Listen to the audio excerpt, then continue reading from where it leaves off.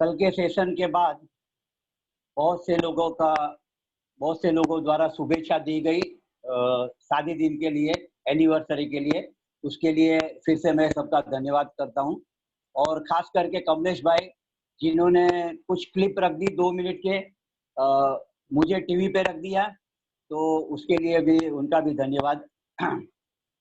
जब उन्होंने मुझे टीवी पे रखा तो मुल्ला नसरुद्दीन का फोन आया कि मुझे ध्यान के सेशन में कुछ लेके आओ, मेरी एंट्री करो ध्यान के सेशन में। तो आज थोड़ा लाइट रहेगा मेरा बोलना। कमलेश भाई भी कुछ लाइट रखने वाले हैं, म्यूजिक वगैरह। आज का सेशन स्पिरिचुअली थोड़ा लाइट सेशन रहेगा। तो हम शुरू करते हैं, मुल्ला नसरुद्दीन को बुलाते हैं जोक्स के साथ। मुल्ला नसरुद्दीन को एक बार सर्दी, खांसी, अस्थमा की थोड़ी तकलीफ हुई। वो डॉक्टर के पास गया। डॉक्टर ने उसे हर तरह से जांचा और कहा कि सिगरेट पीते हो, तुम्हारे कपड़े से, मुंह से सिगरेट की बास आती है।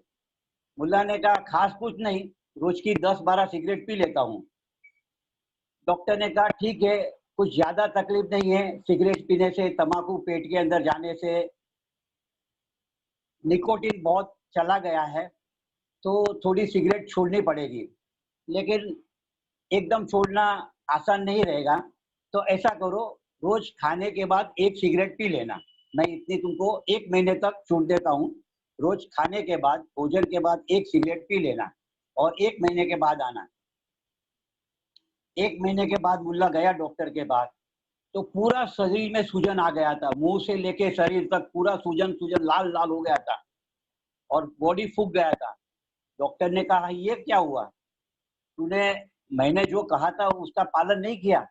मुल्ला ने कहा कि उसी वजह से हुआ है, आपने जो बोला था वैसा ही किया, लेकिन वैसा करने के लिए मुझे दिन में 10 बार भोजन करना पड़ा। भोजन के बाद 1 सिगरेट पीना था, तो 10 सिगरेट कैसे पीगा आदमी, तो उसने 10 बार भोजन किया। ऐसे आदमी का मन बड़ा चालाक है, कुछ न कुछ रास्ता ढूंढ लेता है।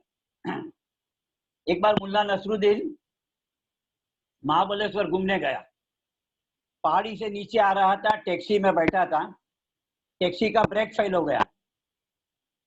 ड्राइवर घबरा गया। उसने कहा मुल्ला जी, मुझे समझ में नहीं आता है क्या करूं, ब्रेक फेल हो गया है। मुल्ला ने कहा पहले टैक्सी का मीटर बंद कर, फिर सोचना जो सोचना है वो।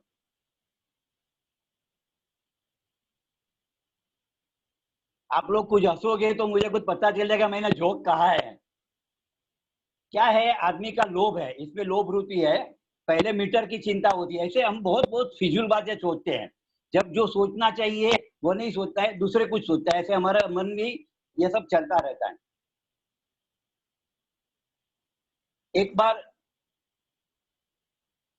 फजलू, चंदूभाई का बेटा, चंदूभाई मारवाड़ी का बेटा फजलू ने कहा पिताजी, मैं एक मानसिक समस्या में हूँ, मुझे डॉक्टर बनना है, दांत का डॉक्टर बनूं या कान का डॉक्टर बनूं? चंदूलाल ने कहा उसमें समस्या क्या है बेटा, आदमी के पास 32 दांत है, कान सिर्फ 2 है, तो दांत का ही डॉक्टर बनना चाहिए।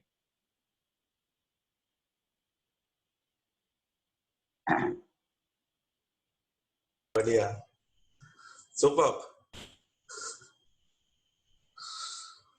एक आदमी एक ज्ञानी के पास गया और कहा कि जब मरना हो उस चीज को मैं जानना चाहता हूँ, ऐसी कुछ बात बताओ कि मैं जब मरूं तब मुझे पता चले कि मैं मर रहा हूँ। नानी ने कहा कि ऐसे मरना तो आकस्मिक होता है, लेकिन जब हाथ पैर एकदम ठंडे पड़ जाए तब समझना कि आपकी मृत्यु अभी होने वाली है। हाथ पैर एकदम ठंडे पड़ जाए तब समझना कि आपकी मृत्यु होने वाली है। वो बात हो गई, उसने ज्ञान ले लिया, फिर चला गया अपने गांव। गांव जाकर जंगल में पेड़ पे चढ़ के लकड़ी काट रहा था। एक बार अचानक ठंडी का मौसम था, बहुत ठंडी हो गई, इतनी ठंडी हो गई कि उसके हाथ पांव एकदम ठंडे हो गए। तो उसको ज्ञानी की बात आई, उसने सोचा कि अब गया, मैं अभी मरने वाला हूँ। अभी उसने सोचा कि मरने वाला हूं तो लकड़ी काटना, हाथ में कुदाड़ी थी, तो मरने वाले तो अक्सर सो जाते हैं, तो उसने कुदाड़ी फेंक दी और सो गया। जैसे ही सो गया, पहले तो थोड़ी गर्मी आती थी, काम करता था तो, वैसे शरीर और ठंडा पड़ने लगा। उसने सोचा कि अब मेरी मृत्यु होने वाली है। वो ऐसे ही सो के पड़ा रहा, ठंडी बहुत चढ़ गई। तभी उस समय कुछ यात्री, 4 यात्री वहां से निकल रहे थे। उसने सोचा यहाँ कोई आदमी मरा हुआ पड़ा है, तो अब मरे हो के क्या करें, चलो स्मशान ले जाते हैं। 4 जन ने उठा के बातचीत की कि हम लोग ऐसे करते, उसको स्मशान तक पहुंचा देते हैं, उसका क्रियाकर्म कर लेते हैं। उन्होंने अर्थी बांधी। मुल्ला ने सोचा कि ये लोग मेरी अर्थी बांध रहे हैं, लेकिन अभी मर गया है तो अर्थी बांधे में कोई वांधा नहीं है, भले स्मशान ले जाए, मेरे को क्या वांधा है, मैं तो मर गया हूँ ऐसे भी। अर्थी बांध के वो लोग आगे ले रहे थे। चौराहे पे आए, 4 रास्ते थे। एक कौन सा रास्ता स्मशान की ओर जाता है, 4 में से किसी को भी मालूम न था, वो सब परदेसी थे। तो उन्होंने सोचा अभी गांव वाला कोई यहाँ से निकलेगा तब स्मशान का रास्ता पूछ लेंगे। आधा घंटा, 1 घंटा, 2 घंटा हुआ, कोई गांव वाले वहां से निकले ही नहीं। उन चारों ने सोचा कि अब क्या करना, जाने दो, यहाँ ही रख के चले जाते हैं। मुल्ला ने सबकी बातें सुनी। मुल्ला बोला अब क्या करना, यहाँ पड़े रहने से क्या फायदा, मर गया वो तो जल्दी जल जाए तो अच्छा है। तो उसने कहा बायां रास्ता स्मशान की ओर जाता है। मुल्ला बोला कि बायां रास्ता स्मशान की ओर जाता है। वो चारों घबरा गए, ये शब्द कैसे बोल रहा है, ये आदमी मर गया तो बोल कैसे रहा है। तो वो घबरा गए। तो मुल्ला ने कहा घबराओ मत, मैं तो मर गया हूँ, लेकिन मैं जब जिंदा था तब लोग बाएं रास्ते से स्मशान की ओर मरघट ले जाते थे, मुझे इतना मालूम है। और आप सोचो मत कि मैं मर गया हूँ, लेकिन मेरी एक ही गलती हो गई है कि मैं एक ज्ञानी को पूछा था कि मरते वक्त क्या होगा। उसने कहा हाथ पैर ठंडे हो जाएंगे। मैं हाथ पैर मेरे ठंडे हो गए, लेकिन मैं एक बात पूछना भूल गया कि मरा हुआ आदमी बोल सकता है कि नहीं।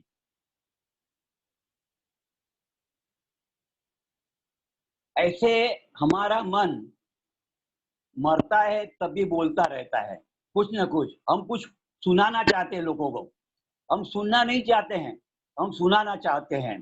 तो आज एक ज्ञान प्रयोग है, हमारी जो दिन भर की प्रक्रिया है, जिसमें हम किसी को पूरा सुनते नहीं। एक साइकोलॉजिकल ट्रूथ है कि हम कभी भी किसी को सुनते नहीं। अगर सबको बराबर सुनेंगे तो अपने आप इलाज हो जाएगा समस्याओं का। हम जब सुनते हैं तब हमारा मन में कुछ ना कुछ उसको क्या उत्तर देना है वह चलता रहता है, क्योंकि हमारे अंदर एक स्पीड ब्रेकर नहीं है, गाड़ी चलती रहती है। तो उसको समझने के लिए आज एक सुनना ध्यान प्रयोग करेंगे। हमको 10-15 मिनट दिन में ऐसे निकालने हैं, सिर्फ सुनना है। श्वास को भी देखना नहीं है, साक्षी भाव भी नहीं करना है। पहली प्रक्रिया सुनने की करनी है। जैसे ही सुनेंगे वैसे ही हमारे विचार अपने आप कम हो जाएंगे। 2 में से एक चीज हो सकती है, या तो आप अंदर सोचना बंद कर दो, या तो आप पूरा सुनो। किसी भी चीज को सुनोगे तो भीतर कुछ जाएगा। तो आज का ध्यान प्रयोग है सुनना ध्यान प्रयोग। कैसेट रखेंगे कमलेश भाई और 30 मिनट का ध्यान प्रयोग करेंगे। धन्यवाद।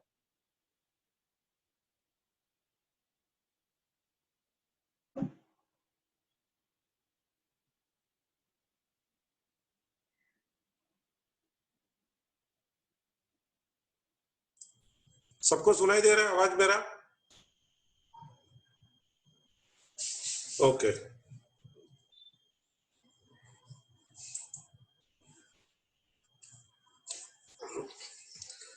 जैसा महेश भाई ने अभी कुछ जोक्स किया, अभी सेम टू सेम वही जोक्स मुझे अगर बोलेगा कि आप बोलो, रिक्रिएट करो, तो मेरे से नहीं होगा। क्योंकि जब भी महेश भाई बोल रहे थे तभी मैं सोच रहा था कि महेश भाई उनका बात खत्म करके मुझे देगा तो मुझे क्या बोलना है। तो मेरे अंदर एक प्रक्रिया चल रही थी कि मुझे क्या बोलना है। ऐसा मेरे साथ कई बार होता है और रूटीन में भी ऐसा होता है। तो ये ध्यान बहुत महत्वपूर्ण है। जैसा महेश भाई ने बताया कि आज बहुत भारी नहीं है, लेकिन मैं कहता हूँ बहुत इंपॉर्टेंट है ध्यान सुनना। अगर हम सुनना बराबर सीख जाए तो सत्य को भी पा सकते हैं। 98% वैज्ञानिक लोग कहते हैं कि हम सुनते नहीं है पूरी बात। जो बात डिलीवर होती है वही बात हम सुनते नहीं है। 2% ही हम सुनते, ऐसा बोला जाता है। कई बार ऐसा होता है कि सामने वाला कुछ बोलता है, तभी मेरे अंदर बैकग्राउंड में कुछ चलता रहता है, दिमाग में कुछ चलता है कि अभी मैं उसको क्या जवाब दूं, उसका रिप्लाई क्या दूं। वो खत्म करे उसके पहले मुझे मालूम हो जाएगा कि अभी आगे वो बोलने वाला है, यही बोलने वाला है। वो पहले से अपने को मालूम हो जाता है कि अभी ये क्या बोलेगा, तो उसका जवाब क्या देना है वो तैयार करते हैं, हम उसको सुनते नहीं है। तो आज का पूरा ध्यान में आपको प्रयोग यह करना है कि कैसे सुनना। जैसे महावीर स्वामी भगवान ने बोला है कि कुछ साधक साधना करके आगे पहुंच सकता है, और कुछ जो है खाली सुन के आगे पहुंच सकता है। तो हमें सुनने का ट्राई करना है। आज पक्षियों की आवाज, म्यूजिक बहुत बढ़िया है, और इनके ऊपर ये करना है। और इनके ऊपर एक महेश भाई को भी कुछ चीज बात याद आ रही है, तो वो भी बोलेंगे। उसके पहले मैं एक एग्जांपल मुझे याद आ रहा है, मैं बताता हूँ। एक जन को कुछ पाना था, सीखने के लिए बोला एक अच्छा गुरु मुझे ढूंढना है। एक गुरु के पास गया कि मुझे आपके पास कुछ सीखना है। गुरु ने एक शर्त रखी, लेकिन एक शर्त पे, आप चुप रहेंगे। जब भी आप चुप रहेंगे ना, तभी मैं आपको कुछ सिखा पाऊंगा। इसके पहले अपन जाते हैं एक नदी पे, एक कुएं पे पानी भरने को। तो कुएं के पास लेके गया वो लड़के को, और वो पानी निकाल रहा था, बाल्टी से पानी निकाल रहा था। बाल्टी नीचे उसका पेंडी जो था ना, तलिया टूटा हुआ था। वो एक बाल्टी पानी निकाला, दूसरी बाल्टी निकाला, पानी जैसे ही वो डाला था खत्म हो जाता था, नीचे बह जाता था। ऐसा 10-15 बाल्टी पानी निकाला। वो लड़के से रहा नहीं गया, उसने बोला गुरुजी इसमें तो पेंडी टूटा हुआ है, पानी भरेगा ही नहीं, अब दिन भर निकल जाएगा तो भी नहीं होगा। गुरुजी ने बोला मैंने आपको बोला था कि चुप रहने को, तो तुम चुप क्यों नहीं रहा? मैंने तुमको सलाह तो पूछा नहीं था। तो हम हमारे मन से अंदर कहीं भी जाते हैं, हम हमारे दिमाग में जो हमारा ज्ञान है सामने वाले को बीच में बोल देते हैं, हम सुनते नहीं है। कभी बाद में रात को उनको विचार आया कि सच्ची बात है, इतनी छोटी सी बात है, क्या उनको भी तो मालूम होगा ना कि भाई पेंडी नहीं है और पानी सारा गिर जाता है, कुएं से पानी निकलता ही नहीं है। वैसे ही हम लोग के दिमाग में एक चीज चलता है कि हम सामने वाले से पहले तुरंत सलाह देने लगते, कुछ बोलने लगते, या हम उनका बात रोक के पहले समझ जाते कि हमें कुछ बोलना है, उसके लिए हम सुनना अधूरा रह जाता है। महेश भाई कुछ बात कहेंगे आप? भाई ने जो बात की, तो ऐसा है, भगवान महावीर ने चतुर्विध संघ की स्थापना की। उसके 4 पाए बताए। पहला है श्रावक, श्राविका, साधु और साध्वी। तो उन्होंने पहले श्रावक को रखा है। श्रावक का मतलब होता है जो सुनने से ही सिर्फ बोध को उपलब्ध हो जाए, समझ ले, उसको साधना की जरूरत नहीं है। अगर सच में जो धर्म का उपदेश बराबर समझेगा तो उसको करना तो बाद में आता है। जो नहीं समझते उनको बहुत सी साधनाएं करनी पड़ती है। तो ये भगवान महावीर ने बहुत अनोखी चीज बताई है कि श्रावक को पहले रखा है। चतुर्विध संघ जो बोलते हैं, संघ की स्थापना की उसने। श्रावक माने जो सिर्फ सुनने से ही बोध समझ ले कि क्या सत्य है, क्या परमात्मा है, क्या निराकार है, उसको सिर्फ सुनने से समझ ले। अगर जिनको समझ नहीं आता है, माने जो मौन नहीं हो सकते, श्रावक का मतलब ये मौन हो जाता है और सो सिर्फ सुनता है, और फिर उसको साधना करनी पड़ती है। जिसको मौन समझ में नहीं आता है उसको मौन की साधना भी करती है। तो इस प्रकार ये जो प्रयोग है वो बहुत ही अद्भुत प्रयोग है। सिर्फ सुनना है, चारों बाजू से जो भी हो रहा है सिर्फ तो सुनते रहना है। तो कमलेश भाई इस बात के साथ आप अब आगे बढ़े। ध्यान शुरू करूंगा। अगर आपका वीडियो बंद हो गया, आपके घर में भी जो भी आवाज आता है उसको भी आपको सुनना, आपको एक भी आवाज चूकना नहीं है। आपके घर में आजू बाजू में कोई बाहर से कोई फोन आ रहा है, जो भी कोई रिंगटोन का आवाज आ रहा है, जो भी आ रहा है वो सब आपको पकड़ने की कोशिश करना है, आपको चूकना नहीं है। और यहाँ से भी अलग अलग म्यूजिक आएगा, म्यूजिक में भी पानी का, पक्षी का, सारा आवाज अलग अलग आएगा, उसको पूरा सुनना है। और इतना मन शांत हो जाएगा कि आप कल्पना नहीं कर सकते। ठीक है, तो हम शुरू करेंगे और ओशो की आवाज में भी थोड़ा निर्देश देंगे, आप उसको सुने। श्रेष्ठ बात होती है वो अत्यंत सरल और की अमृतवाणी के साथ। आइए चलते हैं। अंतर यात्रा ध्यान प्रातःकालीन के लिए ये ध्यान विधि है। थोड़ी सी तैयारी कर लें। कम से कम 1 घंटे के लिए एकांत स्थान देख ले, जहाँ किसी प्रकार का कोई व्यवधान ना हो, आंखें बंद कर दे, डूब सके, अपनी अंतर यात्रा पे निकल सके, अपने गहरे में, अपने भीतर। आइए चलते हैं, ओशो को सुनते हैं और उतरते हैं इस ध्यान में। आंखें बंद, आइए कमर से टटार। अब हम सुबह के ध्यान के लिए बैठेंगे। सुबह के ध्यान के संबंध में 2 बातें समझ लें, फिर हम सुबह के ध्यान के लिए बैठेंगे। सुबह का ध्यान बड़ी सीधी और सरल सी प्रक्रिया है। असल में जीवन में जो भी महत्वपूर्ण है वे सभी प्रक्रियाएं बड़ी सरल और सीधी होती हैं। जीवन में जितनी व्यर्थ बात होती है उतनी ही जटिल और कॉम्प्लेक्स होती है। जीवन में जितनी श्रेष्ठ बात होती है वो अत्यंत सरल और सीधी होती है, बिल्कुल सिंपल होती है। तो बड़ी सीधी और सरल सी प्रक्रिया है। इतना ही करना है कि चुपचाप बैठ के, मौन बैठ के चारों तरफ जो ध्वनियों का संसार है उसे चुपचाप सुनते रहना है। सुनते रहने के कुछ अद्भुत परिणाम है। हम कभी सुनते ही नहीं। जब मैं यहाँ बोल रहा हूं तो आप सोचते होंगे आप सुन रहे हैं, तो आप बड़ी गलती में हैं। पर आवाज पड़ जानी ही सुनने के लिए पर्याप्त अर्थ नहीं। जब मैं बोल रहा हूं, अगर मेरे साथ साथ आप सोच भी रहे हैं तो आप सुन नहीं रहे, क्योंकि मन एक ही साथ एक ही क्रिया कर पाता है, 2 क्रियाएं कभी भी नहीं। तो या तो आप सुन सकते हैं या सोच सकते हैं। जितनी देर आप सोचते हैं उतनी देर के लिए सुनना बंद हो जाता है। जितनी देर आप सुनते हैं उतनी देर के लिए सोचना बंद हो जाता है। तो जब मैं कह रहा हूं कि सुनना बड़ी अद्भुत प्रक्रिया है, अगर आप सिर्फ शांति से सुने तो भीतर सोचना अपने आप बंद हो जाए, क्योंकि मन के अनिवार्य नियमों में से एक है कि एक ही साथ मन 2 काम करने में असमर्थ है, एकदम असमर्थ। एक आदमी बीमार पड़ा था, 1 वर्ष से उसके पैर में लकवा लगा हुआ। डॉक्टर उसे कहते थे कि लकवा शरीर में मालूम नहीं पड़ता, आपके मन को भ्रम हो गया है, लेकिन वो आदमी कैसे मानता? उसे लकवा था। फिर उसके मकान में आग लग गई और आग लगी, सारे घर के लोग भागे, वो लकवे में पड़ा हुआ आदमी भी भाग के बाहर निकल आया। वो साल भर से उठा ही नहीं था अपने बिस्तर से। जब वो बाहर आ गया तभी उसे ख्याल आया कि अरे ये क्या मामला हो गया, मैं तो उठ भी नहीं सकता था, ये पैर चले कैसे? उस आदमी ने मुझसे पूछा तो मैंने कहा मन एक ही साथ 2 बातें नहीं सोच सकता है। लकवा लगा हुआ है, ये मन का एक ख्याल था, लेकिन मकान में आग लग गई, मन पूरी तरह मकान की आग में संलग्न हो गया। वो पहला ख्याल खिसक गया मन से कि पैर में लकवा लगा। आदमी भाग के बाहर आ गया। मन एक ही चीज में तीव्रता से जाग सकता है।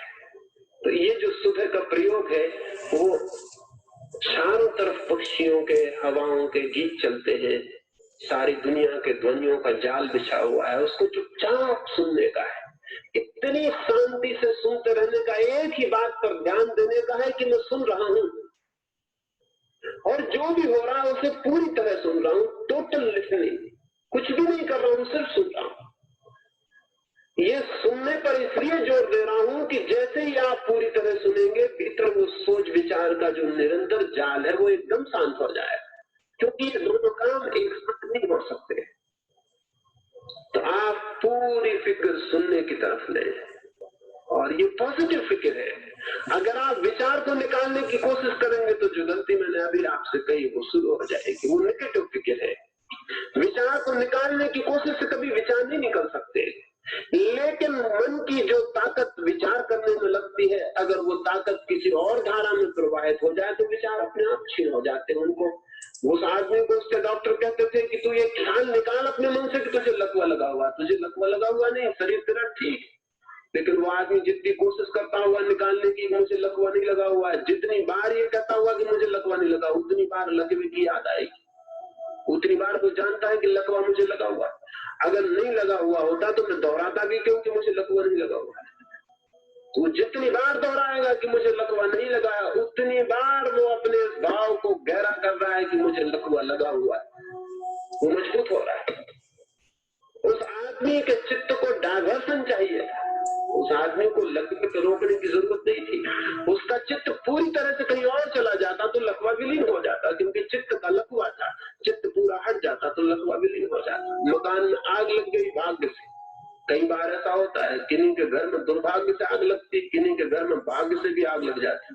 उस आदमी के घर में भाग्य से आग लग गई और सारा मन मकान पे लगी आग पे चला गया। मन हट गया उस बात से जिसको पकड़े हुए था। वो ग्रंथि विलीन हो गई, क्योंकि वो विचार की ग्रंथि थी, इससे ज्यादा कोई ग्रंथि नहीं थी।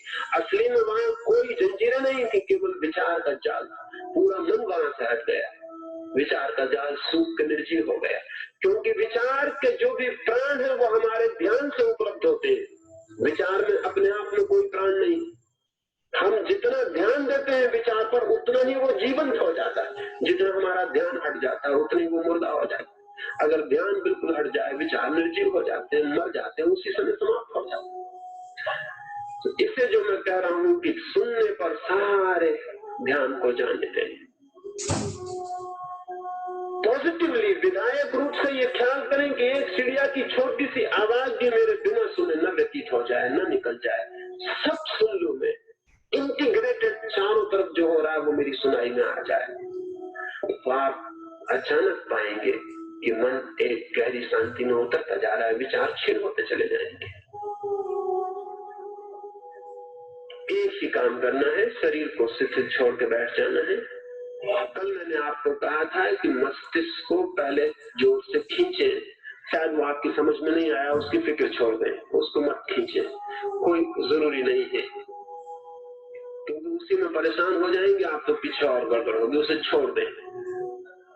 वो कोई ध्यान का हिस्सा नहीं था। वो तो सिर्फ मैंने इसलिए आपको कहा था कि आपको ये ख्याल में आ सके कि खिंचा हुआ मस्तिष्क क्या है और शिथिल मस्तिष्क क्या है। उसकी कोई फिक्र करने की बहुत जरूरत नहीं है, उसे छोड़ दें। शिथिल छोड़े, मन को शांत छोड़ दें। सिर के जितने भी स्नायु खिंचे हुए हों, सिर की जो भी नसें खिंची हुई हों, उनको रिलैक्स छोड़ दें, उनको ढीला छोड़ दें। सवाल ढीला छोड़ने का है। सवाल ये नहीं कि आप उसको खींचने की कला सीखें, खींचने की कला भूलनी है। वो मैंने सिर्फ इसलिए कहा था कि आपको दोनों कंट्रास्ट में समझ में आ जाए कि खिंचा हुआ ये है और ढीला ये है।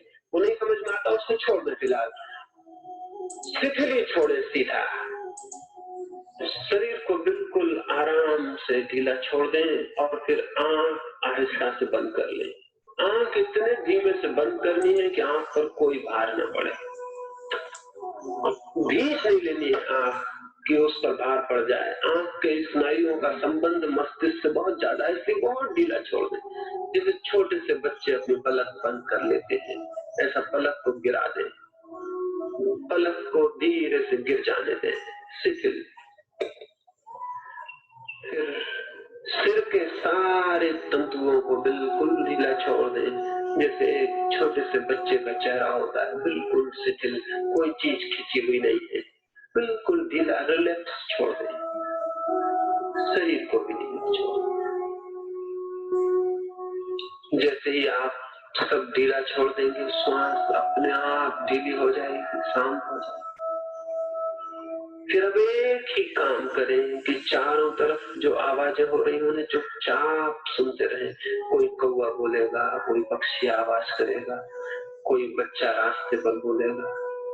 चुपचाप सुनते रहें, सुनते रहें, सुनते रहें और भीतर सब शांत होता जाए। सुने 10 मिनट के लिए चुपचाप सुनते रहें।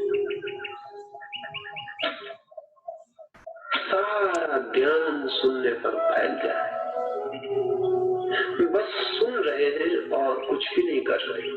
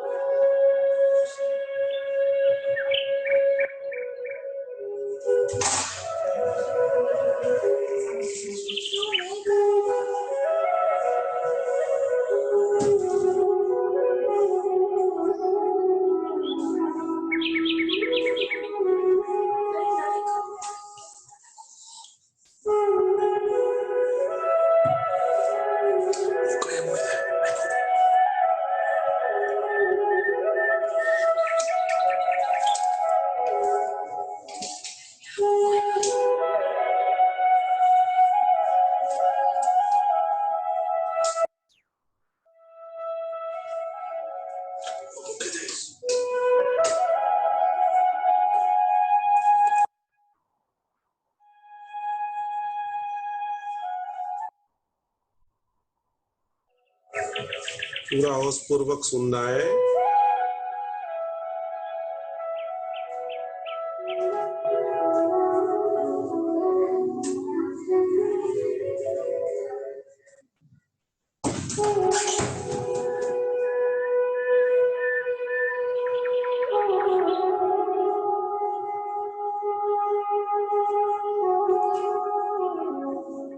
सुनते रहे, सुनते रहे।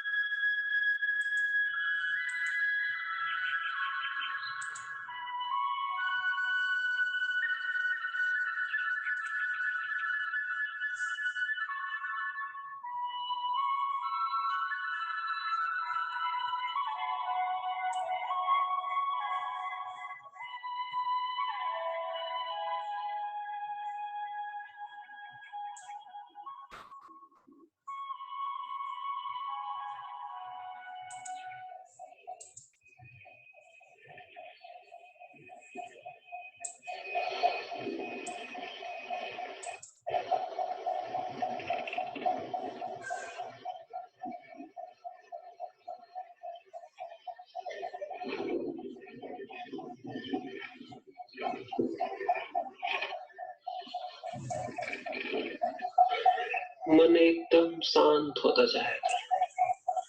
मन शांत हो रहा है।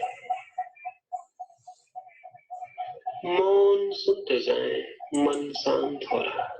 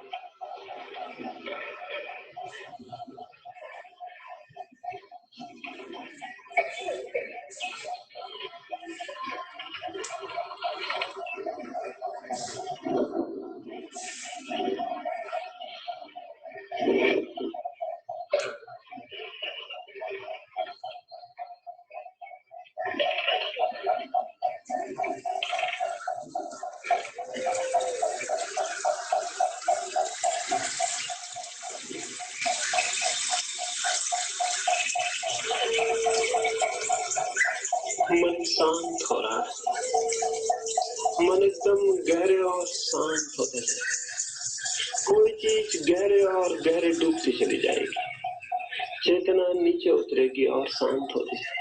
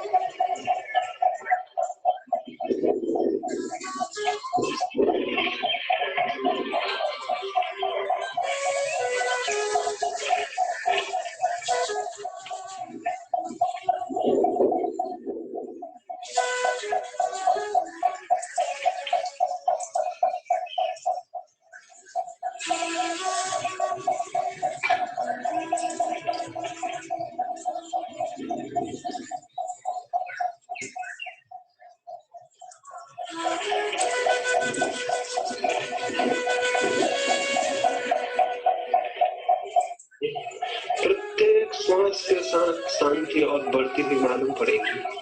धीरे धीरे 2-4 गहरी श्वास लें, फिर बहुत आहिस्ता से आंख खोलें। जैसी शांति भीतर मालूम हुई वैसी ही बाहर भी दिखाई देगी। धीरे धीरे आंख खोल के 1 मिनट चुपचाप आंख खोल के बैठे रहें। धीरे धीरे आंख खोल लें।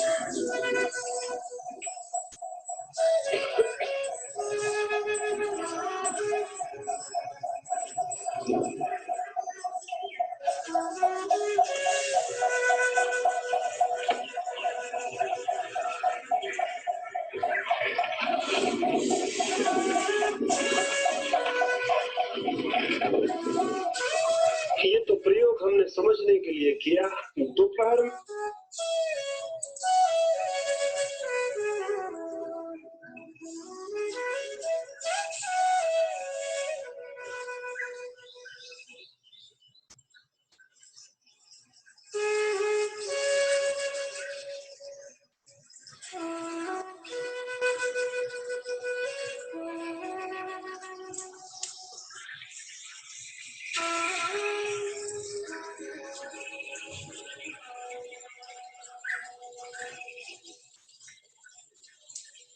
5 मिनट चुपचाप बैठे, चुपचाप बैठे, कुछ भी ना सोचे। आँख खुला रखना है खुला रख सकते हैं, बंद रखना है बंद रख सकता है। यही शांति को बनाए रखिए।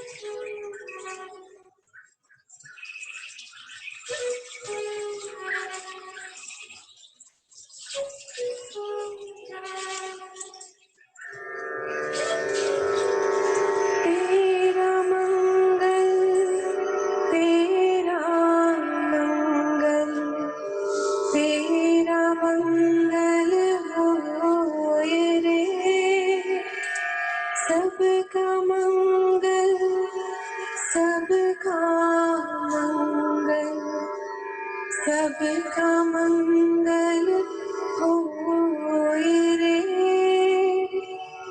जिस गुरुदेव ने धर्म दिया है उनका मंगल होए रे।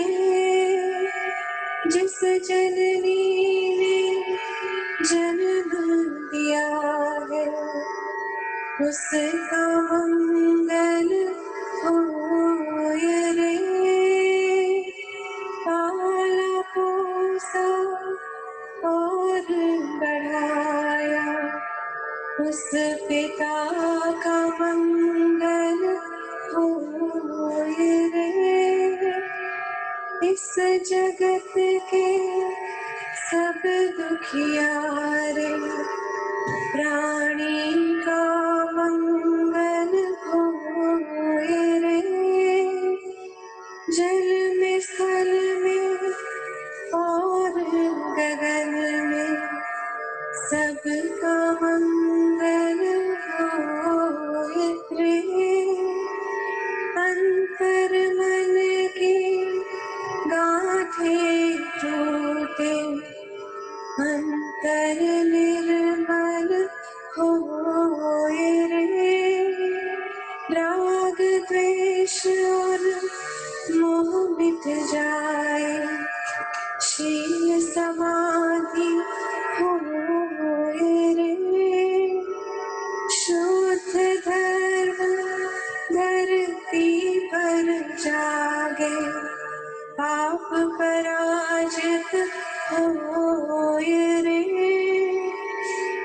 इस धरती के तरतिन में कण कण में धर्म समोए रे।